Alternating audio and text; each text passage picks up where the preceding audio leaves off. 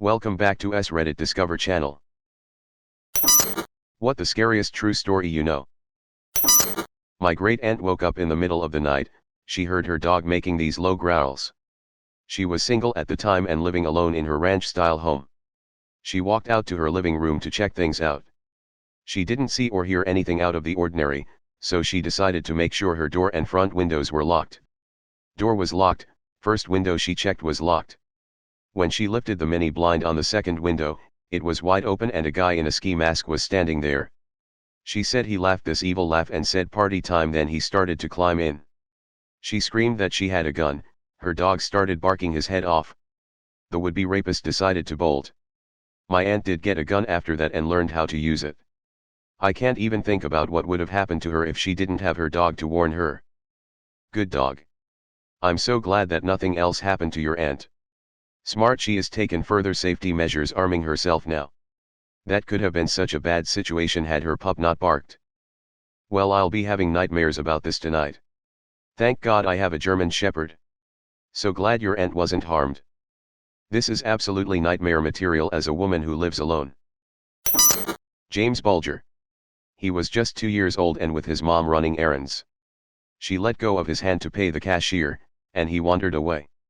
2 10-year-old boys spotted him, lured him toward them, took him by the hands and led him away. They took him to a remote location, pushing and kicking at him the whole time. Some people questioned the 2 kids with the crying toddler, but they lied, saying he was their brother, and nobody intervened further. They took him to a secluded spot and tortured him. I don't want to recount the torture details, it's just too gruesome. They left his body on some railroad tracks, hoping that being run over by a train would make it look like an accident. He was found days later, his body severed in half by a train. The boys were caught and became the youngest convicted murderers in British history. Security footage from the day they took James shows them watching children, picking out a target. And they were just kids themselves. They were released at 18. One of them is back in jail for possessing child abuse photos on his computer. The most terrifying thing about this for me is that my own son is only 2 now, and James's murderers were just children, too.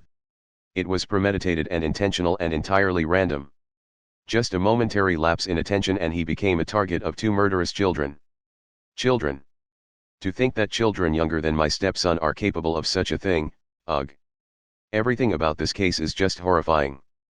The one caught with the CP has had his identity changed about 4 times now for his protection. That's taxpayers' money going to keep this monster protected and safe. I was an adult when this happened, but there are so many details about it that I either didn't know or have chosen to forget. I only recently heard about this case through a true crime sub and I regret learning the details. It haunts me. All the cases of missing and abused and murdered children do, but this one especially because the monsters were so young themselves. And to know that one of them at least is free and living with a new identity that has not been disclosed to the public sends chills down my spine. My dad worked in a morgue during college in the 60s. One time on the night shift he was training a recent hire who was wheeling a body down the hallway. The body was under a sheet but all of a sudden started to sit up. The guy immediately freaked out, ran out the doors and quit. Apparently a dead body can have muscle contractions in the ABS causing it to start sitting up. The more you know, I guess. My uncle was a mortician. Once a body reached up to slap him when he started the embalming process. Same thing, just a muscle contraction, but it freaked him out. The scariest true story I know is my own. I grew up with a very mentally ill and abusive father. The summer I was 16 and my younger brother was 13, my father shot my brother with a shotgun at almost point-blank range in our basement. Thankfully, it missed his heart by 2 inches and he is still alive today. I came home that evening to find my stepmother cleaning the blood off the tile floor like there was nothing to see. It was the most terrifying and surreal thing I've ever experienced. One would believe attempted murder would be enough to terminate custody rights, but alas, the police chalked it up to accidental and my brother and I were too frightened of our father to say otherwise. At 18 and 15, respectively, my brother and I packed up and left the state, never to speak to our father again. To this day, little bits of shrapnel still surface in my brother's chest. Edit. Thank you to everyone who took time to read, comment, and upvote. This is not something I regularly share with people. I appreciate all the kindness. That's terrifying. I hope you guys are in a better place now. How did you survive at that age when you moved out? Did you have some cash set aside for a rainy day? Happy to hear that the both of you were able to get out of there. Thank you. We moved in with relatives of my mother's in the state we live in now. Everything to do with Hajj Mohammed Mesfui. He was a shoemaker who lived in Morocco in the late 19th and early 20th century. He and his accomplice, a 70-year-old woman called Anna, used to drug and kill young women who came to the shop. Eventually one of the victim's parents traced her movements to the shop, and after the remains of 36 mutilated corpses were discovered nearby, Mesfui and Anna were questioned and tortured. Anna didn't survive, but Mesfui confessed to murdering them, usually for a tiny amount of money. His initial sentence was crucifixion, a very unusual punishment even then. However, there were many protests from powerful foreign embassies, and Morocco couldn't do much against them.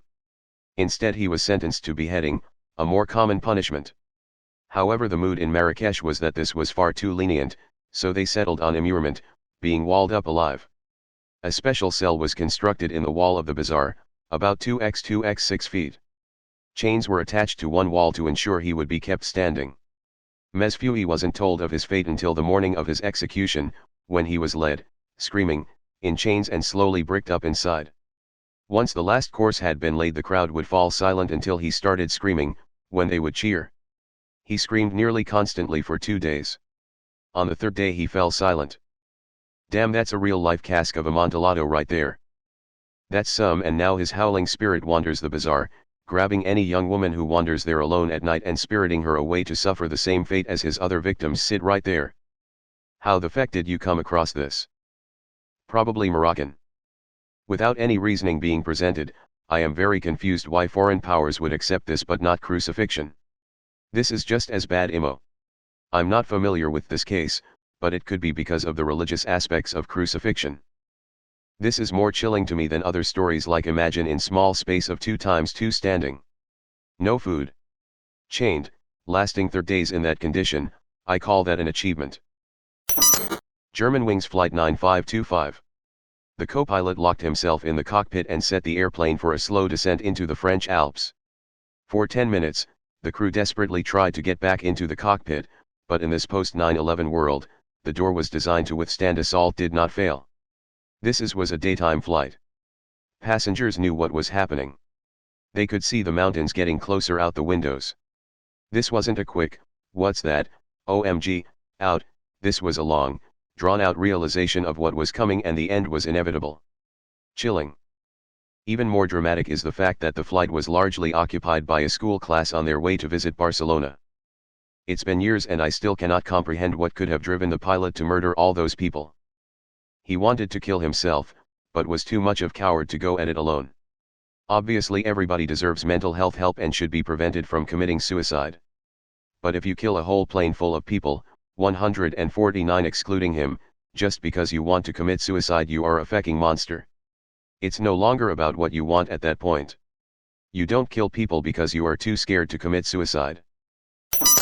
This one kid back in the early 20th century named Bobby Dunbar. He went missing, and after like a year of searching for him, his parents came across a man with a kid who looked a lot like Bobby.